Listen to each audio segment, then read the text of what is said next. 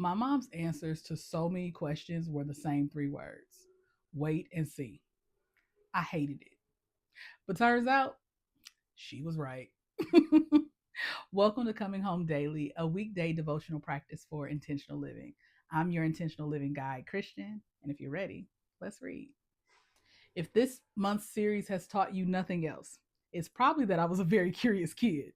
And thankfully, my mother encouraged that curiosity, with boundaries, of course. Often she'd pack us into the gold Plymouth Voyager. Yes, for my Gen Z viewers, that's a van. And we'd just start driving. We'd listen to talk radio and chat about anything and everything, solving all the problems of the world, as she liked to call it. Inevitably, after the first 15 minutes or so, if I didn't recognize the direction we were headed in, I'd ask, "Where are we going?" She smiled and give the same answer every time: wait and see. I was not a wait and see kid. I had an insatiable desire to know, still do. Wait and see felt like a complete denial of information. How rude. She would let me sulk for a minute and then we move on to another conversation or play card games until eventually we pull into a parking lot and I'd happily jump out, excited to see where we'd end up. It took me years to appreciate what my mom was teaching me. But oddly enough, it was my dad who finally helped me to understand it. My parents shared the same birthday, but they couldn't have been more different. It's giving little Nicky vibes, if you know, you know. My dad loved routines. Every month, he'd take me shopping with a set amount of money, and then we spend the day together with a trip to the zoo or the park, and then lunch. I did love knowing exactly what to expect. Then one Christmas, he decided we would shop for Christmas presents together. Instead of giving him a list, I got to walk through the toy store picking out exactly what I wanted. And when we got to the register, he even grabbed a roll of wrapping paper too. It felt like the best of both worlds. I got home, opened a few of my new toys, wrapped them back up, put them under the tree, and then waited for Christmas morning. When Christmas finally came, I opened gifts I had already opened, toys I had already picked, presents I had already wrapped. It was probably one of the most anticlimactic Christmas mornings I'd ever experienced. And that's saying a lot because one year my mama got me a leaf. That's when I learned something I'll never forget. Sometimes the surprise is half the gift.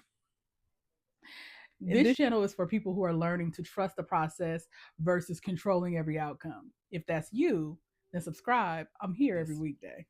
Looking back now, I realized she wasn't keeping something from me. She was giving something to me. She was teaching me to enjoy the journey instead of rushing to every destination, to leave room for wonder, to trust that good things could unfold without me knowing every detail ahead of time. We spend so much of our lives trying to eliminate uncertainty. We want the 5 year plan, the guaranteed outcome, the perfect roadmap. But what if always knowing actually robbed us of wonder? What if certainty spoiled the surprise?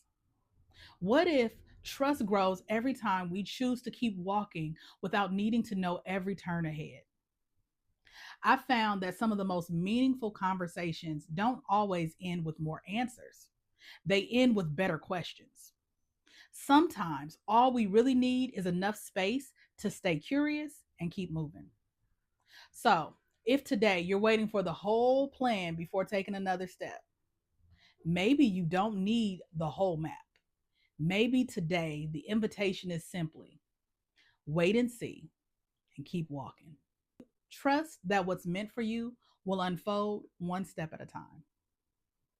And here's your reflection question for today: what would change if you trusted that you don't need the whole map before you take the next step? You can repeat this affirmation: today, I come home to wonder. I release the need to know every detail. I choose to stay curious and keep moving. I trust that what is unfolding is part of the gift. Thank you for joining me. If this sat with you, take this for today and subscribe so you can meet me back here tomorrow. And if you're ready to live more intentionally, you'll find my free intentional living starter kit linked below. I'm working on something this season. I'll let you know when it's time to share it. But until then, stay intentional and keep coming home.